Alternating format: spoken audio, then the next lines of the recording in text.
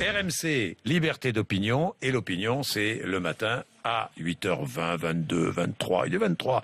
C'est celle d'Hervé Gattineo pour son parti pris, tous les matins. Bonjour. Bonjour Hervé. Bonjour. Votre parti pris ce matin, Manuel Valls n'est pas l'homme du rassemblement, et il le prouve. Que voulez-vous dire ? Manuel Valls est un homme d'autorité, pas un homme de rassemblement, ou alors rassemblement au sens militaire du mot, c'est-à-dire le rassemblement de la troupe au coup de clairon. Si on observe le parcours de Manuel Valls, on ne devrait pas s'en étonner, c'est tout sauf une surprise qu'il ne soit pas l'homme du rassemblement. Il vient du rocardisme, qui a toujours été un courant minoritaire au PS, lui-même n'a jamais créé son courant à l'intérieur du PS, il a toujours été solitaire, pour ne pas dire isolé. À la primaire de 2011, il incarnait l'aile droite du PS, il a fait 5%. La seule fois en fait où il a élargi son assise, c'est quand il s'est allié avec Arnaud Montebourg pour s'imposer à Matignon à la place de Jean-Marc Ayrault, c'était il y a un an. L'accord a explosé, tout le monde le sait, et Manuel Valls est redevenu ce qu'en fait il a toujours été, c'est-à-dire un homme clivant, un homme assez fermé. Donc la vérité, c'est que quoi qu'il en dise, Manuel Valls, il aime mieux être à l'attaque que être à l'écoute. Vous voulez dire que, même s'il le voulait, Manuel Valls ne pourrait pas organiser la réconciliation des socialistes et de toute la gauche autour de François Hollande? Mais je crois que la vérité, c'est que François Hollande ne l'a pas choisi pour ça.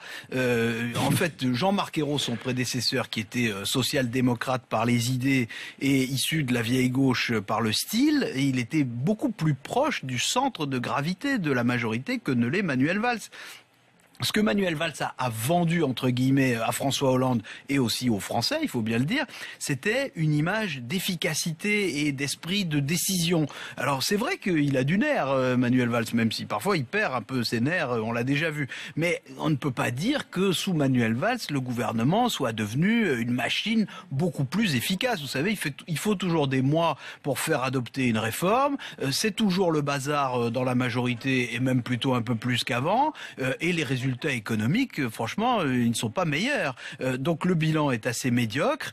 Donc je dirais que avec Manuel Valls, des décisions, il y en a, mais il y a surtout de la déception. De la déception. Pourtant, il reste de loin la personnalité de gauche la plus populaire et d'après les sondages, les Français sont encore nombreux à lui faire confiance. Comment l'expliquez-vous? C'est vrai que c'est l'homme de gauche le plus populaire. Hein, c'est vrai, mais d'abord oui. C'est un excellent communicant, il faut le dire, et c'est pas toujours un reproche de dire ça. Il a un style direct qui tranche avec la langue de bois socialiste habituelle. Oui, ça, bon, c'est sûr. Et il faut dire aussi que bon nombre d'électeurs de droite reconnaissent à Manuel Valls du courage, et ça se remarque dans les sondages. De fait, il mène une politique, Manuel Valls, qui tourne le dos à des pans entiers de l'électorat naturel du Parti socialiste. Les classes populaires, les classes moyennes, tous ceux qui ont, vous savez, des problèmes de fin de mois dans ce pays, qui sont nombreux, mais qui ne reçoivent pas beaucoup d'aides publiques diverses ou variées, et qui se voient finalement comme des laissés pour compte du système.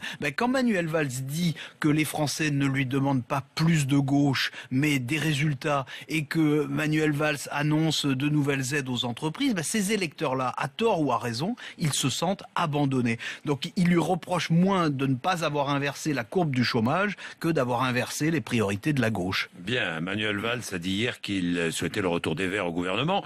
Oui, enfin, il a été prudent. Sur la base d'un pacte, m'a-t-il dit, entre le PS et Europe Écologie. Vous croyez que ça peut se faire ?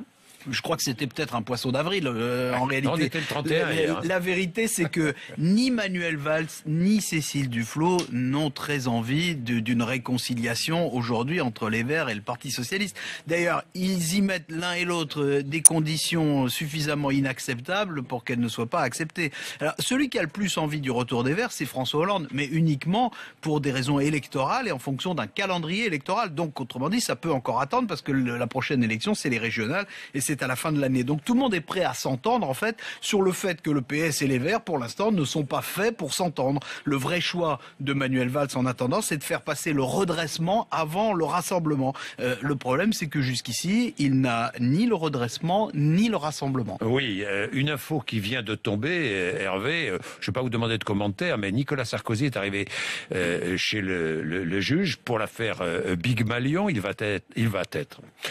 être entendu, je déteste ça. pour l'affaire Big Malion, Jacques. C'est plutôt pour l'affaire de la pénalité. Ah oui, de la pénalité, oui. Dans le cadre de l'affaire des pénalités, oui. Après l'invalidation de ces comptes de campagne, oui. Je vous dis ça parce que, parallèlement, dans l'affaire Big Malion, 3 responsables de la campagne de Nicolas Sarkozy sont en garde à vue. C'est ce qu'on vient d'apprendre aussi. Voilà. Donc, on en parlera demain. On en parle demain ? Allez, on en parle demain.